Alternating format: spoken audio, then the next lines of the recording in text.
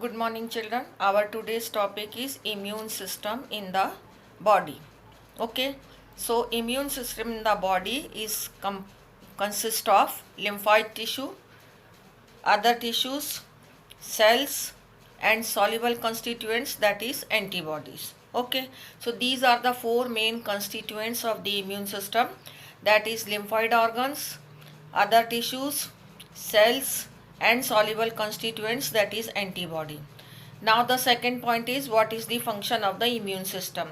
As we are already discussing the topic of immunity, so you know the function of the immune system is to, number one, recognize the foreign antigens, number two, to respond the foreign antigens, and number three, to remember the foreign antigens or foreign organism. So these are the three main functions of the immune system: to recognize, to remember, and to respond. Okay.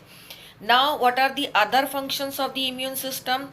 Other functions, that it plays its role in allergic reactions, in anti-immune autoimmune diseases, and in organ transplantation. It plays its role in allergic reaction, in autoimmune diseases, and in organ transplantation. So this is the constituents as well as the function of the immune system. Now, as I told you, the constituents of the immune system is, or the parts of the immune system is, number one is the lymphoid organ. So these lymphoid organ can be defined as that here the origin, maturation, and proliferation of lymphocytes occur. Here in the lymphoid organs, the origin, maturation, and proliferation of lymphocytes occur. Now these lymphoid organs are divided into two categories, that is primary lymphoid organ and secondary lymphoid organ. Very important question. So primary lymphoid organ are examples are bone marrow and thymus. Okay. What do happens in the primary lymphoid organ? Actually in the primary lymphoid organ, the lymphocytes become antigen specific. Okay, so lymphocytes differentiate themselves into antigen sensitive lymphocytes. This happens in the primary lymphoid organ, that is bone marrow and thymus. Then it comes the secondary lymphoid organs. So secondary lymphoid organs, they provides the sites for the interaction of lymphocytes with the antigen.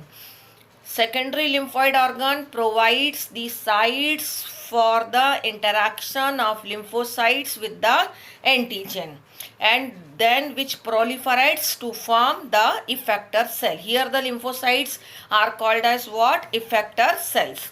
Is that clear? Now the secondary lymphoid organs are what? Secondary lymphoid organs are lymphoid tissue, Pierce patches in the intestine, lymph nodes, spleen, all of these are considered as secondary lymphoid organs. Okay. Now I am taking one by one. Number one is bone marrow. So bone marrow is actually, this is primary lymphoid organ. Okay. So bone marrow is the pulp of the bone where do the formation of lymphocytes takes place, that is white blood cells. Okay. And bone marrow is a primary lymphoid organ where do the proliferation, maturation, and origin. First the origin, then maturation, then proliferation of lymphocytes takes place. Okay, it is the pulp of the long bones. Then it comes the thymus. Thymus is a type of endocrine gland. It is present below this chest bone near the heart, and the size of the thymus is very big in size at the time of the birth, but at the when there is a onset of puberty, it reduces in size, so that the immunity also reduces. Because thymus is again a primary lymphoid organ where do the origin, proliferation, maturation of lymphocytes takes place. This is about thymus. Then it comes the lymph nodes. Lymph nodes are the places where do again the lymphocytes are present and which filters the blood. They are the part of the lymphatic system.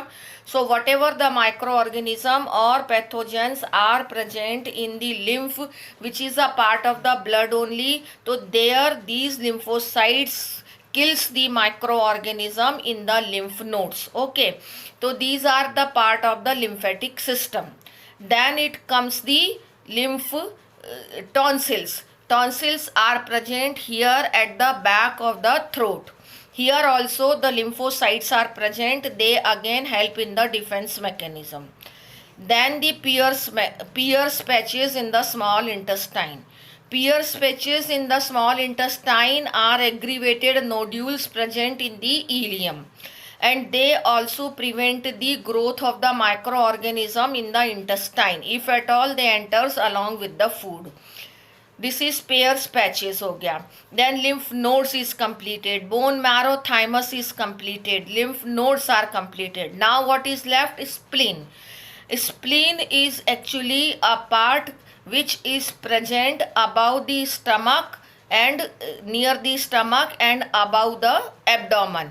You can say above the abdomen near the stomach. It is called as blood bank, where do the formation of lymphocytes and erythrocytes also takes place.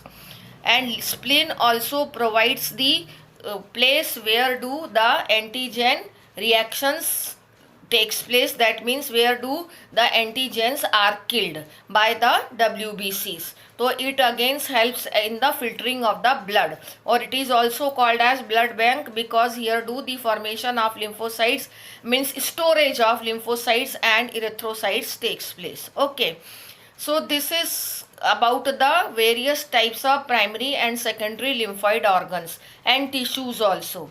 And next is what? That is that some tissues are present, that is very important term, malt. Malt is mucosal associated lymphoid tissues. Mucosal associated lymphoid tissue, and this mucosal associated lymphoid tissue is mainly present in the respiratory tract, into the gastrointestinal tract and into the urinogenital tract. It forms the 50% of the lymphoid tissue and helps in the defense mechanism. So this is all about the introduction, or you can say the complete topic, but I have explained it orally, and now I am showing you this in the notes as well as in the book in this video only. Okay, so let me turn the